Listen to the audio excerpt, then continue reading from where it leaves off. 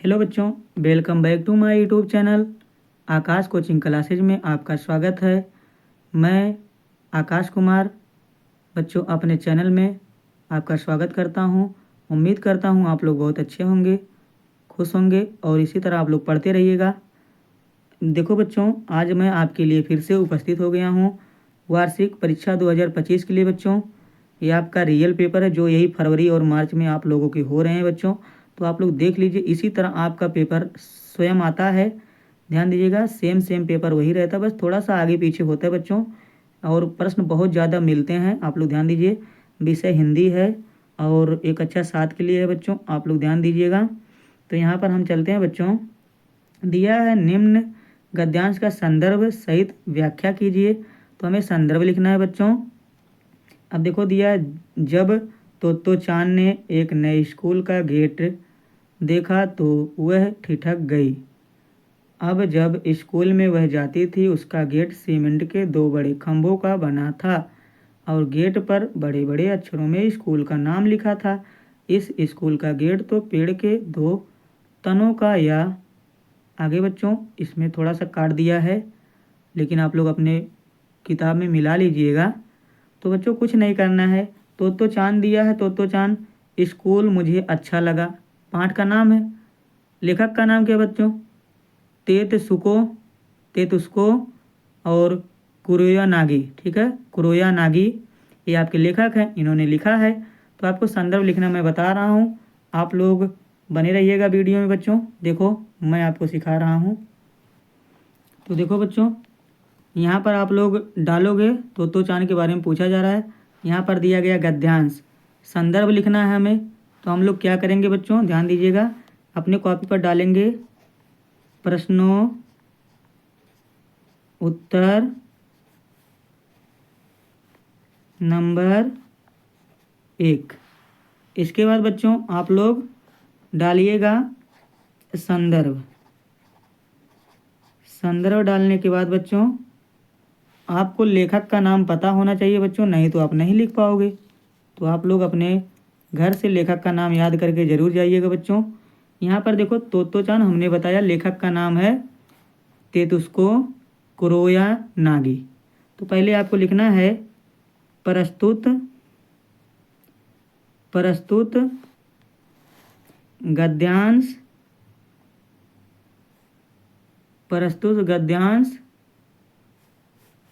हमारी पाठ्यपुस्तक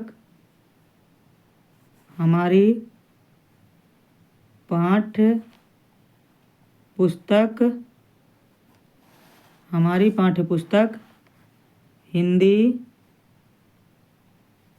दीक्षा के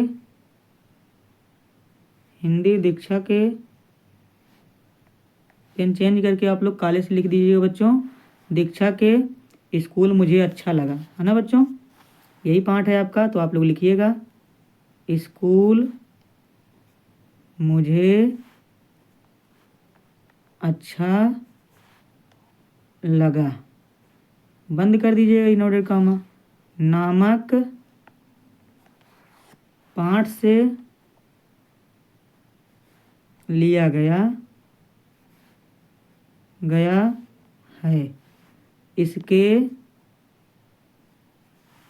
लेखक बच्चों, गद्यांश में आपके लेखक होते हैं, तो आप लोग लिखिएगा इसके लेखक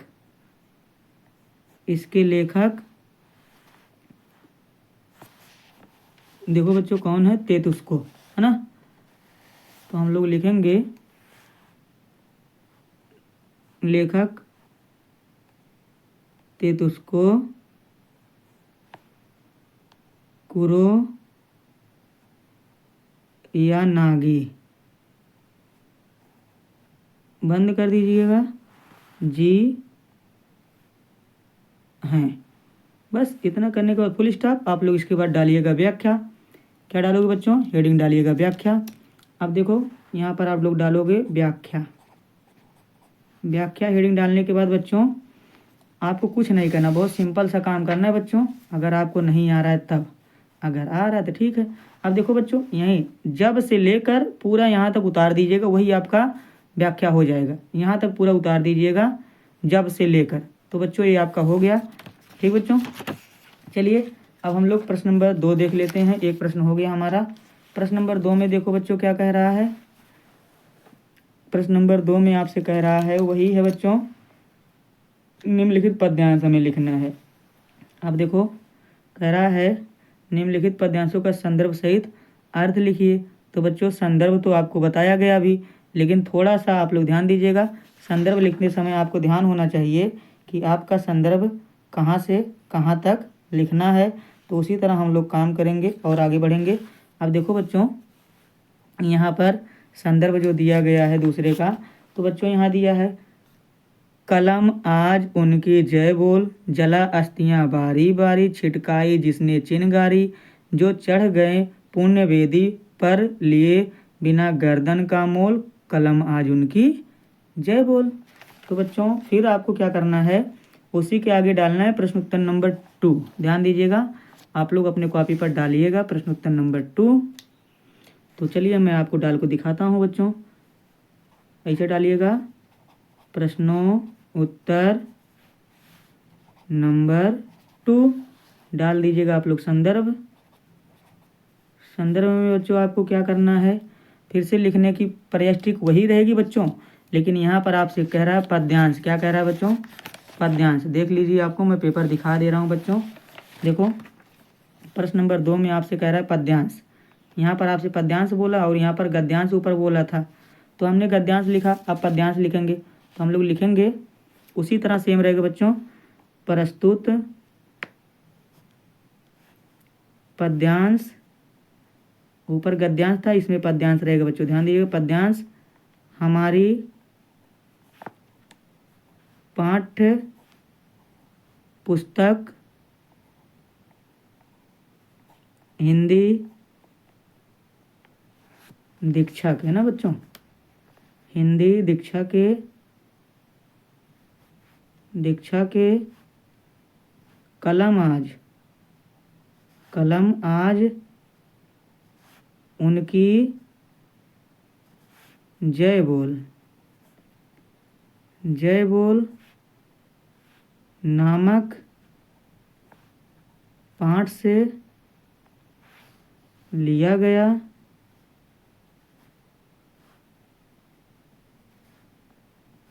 इसके रचयिता, उसमें बच्चों लेखक था, इसमें रचयिता रहेगा। ध्यान दीजिए, पद्यांश में रचयिता होते हैं और गद्यांश में लेखक होते हैं। इसके रचयिता कौन है बच्चों, रामधारी सिंह दिनकर। ध्यान दीजिएगा, रामधारी सिंह दिनकर जी हैं। बस बच्चों, अब इसी के नीचे आपको फिर व्याख्या हेडिंग डालना है। इसके बाद व्याख्या में आपको लिखना है। अगर आपको व्याख्या नहीं आ रहा है तो आपको क्या करना है, थोड़ा सा बनाकर लिखना है बच्चों। तो यहाँ पर आप लोग ध्यान दीजिएगा, इसका व्याख्या आपको लिखना, नहीं तो यहीं से यहाँ तक उतारना है। थोड़ा दिमाग से उतारिएगा बच्चों। तो यहाँ पर वीरों के बारे में बात हो रही, कलम आज उनकी जय बोल, जला अस्थियां बारी बारी। तो बच्चों यहाँ पर वीरों के बारे में थोड़ा आपको लोग प्रशंसा करके लिख दीजिएगा। आगे हम चलते हैं प्रश्न नंबर 3। प्रश्न नंबर 3 में कह रहा है, देख लो बच्चों, प्रश्न नंबर 3 में कह रहा है, निम्नलिखित में से प्रश्नों के उत्तर दीजिए। तो राजा ब्रह्मदत्त भेष बदल कर क्यों घूमता था, डॉक्टर प्रभात का चेहरा किस दुखदायी स्मृति से काला हो गया। आगे, तो चांद को वह स्कूल क्यों अच्छा लगा, रमेश के मित्र उसके घर क्यों जाना चाहते थे, स्कूल से लौटने पर तुलतुल मुंह फुलाकर क्यों बैठ गई। आगे बच्चों, अपला किस बात से चिंतित हो उठी। और 7 नंबर में कह रहा है बच्चों, वाल्मीकि रामायण में कितने कांड या खंड हैं। तो कह रहा श्री कृष्ण के बाल जीवन का वर्णन कीजिए, मीराबाई के ससुराल वाले मीरा से क्यों अप्रसन्न थे, दुर्गावती को बचपन में कैसी कहानियाँ सुनाने का शौक था। तो बच्चों ये सब आपके प्रश्न हैं, इसे आपको अपनी किताब से ढूंढ कर पढ़ना। 10 प्रश्न है बच्चों, आप लोग देख लीजिए। और बच्चों प्रश्न नंबर 4 में देखो, निम्न संस्कृत गद्यांश का संदर्भ सहित हिंदी में अनुवाद कीजिए।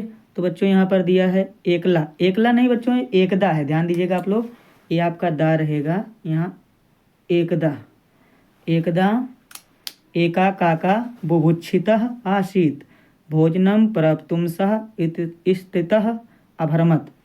तो बच्चों इसे आप लिखना है, आपको पाठ का नाम याद होगा, देखो काक श्रृंगालियो कथा, इसी पाठ से लिया गया। चलिए मैं इसे लिखकर आपको दिखाता हूँ बच्चों, मेरे साथ आप लोग बने रहिएगा। देखो बच्चों प्रश्न नंबर 4, आप लोग पहले संकेत डालिएगा, संकेत में लिखिएगा एकदह एकह, तो को dot dot dot dot dot अचिंत्यत।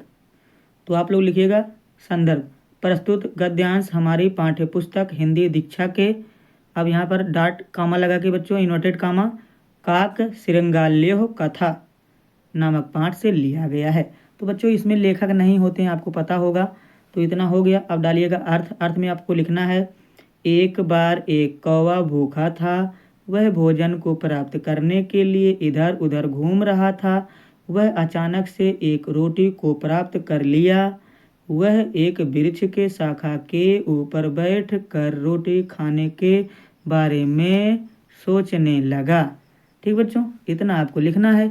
चलिए इसके बाद हम लोग प्रश्न नंबर 5 देखते हैं बच्चों। अब प्रश्न नंबर 5 में क्या बताया जा रहा है आपको, मैं आपको दिखा रहा हूँ, आप लोग ध्यान दीजिएगा बच्चों। देखो प्रश्न नंबर 5 में क्या कह रहा है बच्चों, कह रहा है निम्न श्लोक का संदर्भ सहित हिंदी में अनुवाद कीजिए, निम्न श्लोक का संदर्भ सहित हिंदी में अनुवाद कीजिए। तो बच्चों दिया है पादहि पिबामा खदामि दूषिताम पावनम सदा। तो बच्चों ये पहेलिका पाठ से लिया गया है, पाठ 3 आपका है अनिवार्य संस्कृत से, आप लोग ध्यान दीजिएगा। तो हम लोग चलिए इसको देख लेते हैं बच्चों, मेरे साथ आप लोग बने रहिएगा, मैं आपको दिखा रहा हूँ। तो हमारा अब यहाँ पर देखो बच्चों, यहाँ पर आपका दिया है, तो आपको संकेत डालना है। प्रश्न नंबर 5 में संकेत डालना है पादहि एक कुत्रचित। तो यहाँ तक संकेत डालने के बाद आपको संदर्भ लिखना है, प्रस्तुत श्लोक हमारी पाठ्य पुस्तक हिंदी दीक्षा के पहेलिका नामक पाठ से लिया गया है या अवतरित है बच्चों। यहाँ पर देखो दिया है पैरों से पानी पीता हूँ, हमेशा दूषित हवा खाता हूँ, भूमि पर स्थिर बैठा हूँ और कहीं नहीं जाता हूँ। तो बच्चों कमेंट कीजिए इसका उत्तर क्या होगा, आपको पता होगा, आपके बुक में दिया गया है। आगे बच्चों हम लोग चलते हैं, अगला प्रश्न देखो क्या कह रहा है, आप लोग ध्यान दीजिएगा। अगला प्रश्न आपसे कह रहा है प्रश्न नंबर 7 में, पहले हमें यहाँ पर प्रश्न नंबर 6 देखना है बच्चों, 5 तक हमारा हो गया। 6 में कह रहा है निम्न प्रश्नों के उत्तर लिखो। तो सहसा काका किम प्राप्तवान, कौवा को अचानक क्या मिला, एकम रोटिकाम। ठीक बच्चों, एकम रोटिकाम। ध्रुव मार्गे का आमिलत, ध्रुव के मार्ग में कौन मिला, नारदा, तो नारदा नारद। आगे बच्चों ध्रुवस्य जनका का आसीत, ध्रुव के जनक के क्या नाम था, उत्तानपादा। ध्यान दीजिएगा बच्चों, ध्रुव के पिता का नाम उत्तानपाद था। आगे बच्चों प्रश्न नंबर 7 कह रहा अपनी पाठ्य पुस्तक से 4 लाइन की कविता लिखो जो इस प्रश्न पत्र में ना आया हो। तो बच्चों 4 लाइन को आपको एक कविता याद करके जानी है, आप लोग याद कर लीजिएगा। आगे बच्चों प्रश्न नंबर 8 में कह रहा है निम्न में से किन्हीं 2 शब्दों के 2 पर्यायवाची लिखिए। तो बच्चों मैं यहाँ पर लिखा हूँ, आपको दिखा रहा हूँ, देखो नम, नम के 2 पर्यायवाची, गीला आर्द्र, पुण्य के 2 पर्यायवाची, धर्म सदाचार, बिजली के 2 पर्यायवाची, विद्युत तड़ित, भू के पर्यायवाची बच्चों पृथ्वी धरती। ठीक बच्चों, आगे ध्यान दीजिए बच्चों, अगर आपको वीडियो पसंद आ रही तो लाइक शेयर जरूर करें बच्चों। आगे ध्यान दीजिए, यहाँ पर प्रश्न नंबर 9 कह रहा है, ठीक बच्चों, कह रहा है निम्नलिखित शब्दों को अर्थ लिखो, प्रभात, उदधि, स्मृति और तात। तो बच्चों ये आपकी किताब से दिया गया है, वहाँ से आप लोग देखकर इसका अर्थ लिख सकते हो। ठीक बच्चों, आगे निम्न शब्दों का विलोम लिखिए। तो बच्चों धार्मिक का विलोम अधार्मिक हो जाएगा, ठंड का गर्म हो जाएगा, और बच्चों नया का पुराना हो जाएगा, पाप का पुण्य हो जाएगा, है ना बच्चों। आगे चलिए प्रश्न नंबर 11 कह रहा है, प्रश्न नंबर 11 में बच्चों दिए गए मुहावरों का अर्थ लिखो और वाक्य में प्रयोग कीजिए। तो कह रहा है हृदय से लगाना, मुस्कान लुप्त होना। तो चलिए इसे मैं आपको दिखाता हूँ। देखो बच्चों यहाँ पर आपका दिया गया है प्रश्न नंबर 11, हृदय से लगाना। कह रहा है बहुत प्यार करना। माँ ने अपने बेटे को हृदय से लगाया जब वह बहुत दिनों बाद घर लौटा, है ना बच्चों। जब बहुत दिनों बाद घर लौटा तो माँ ने उसको हृदय से लगाया। मुस्कान लुप्त होना, चेहरे पर उदासी छा जाना। तो उदास होना या निराश हो जाना। परीक्षा में फेल होने की खबर सुनकर उसकी मुस्कान लुप्त हो गई, है ना बच्चों। अक्सर अगर किसी का परीक्षा में अंक कम आते हैं तो उससे पूछो उसका क्या हाल होता है बच्चों। तो इसलिए कहा जाता है आप लोग पढ़ो।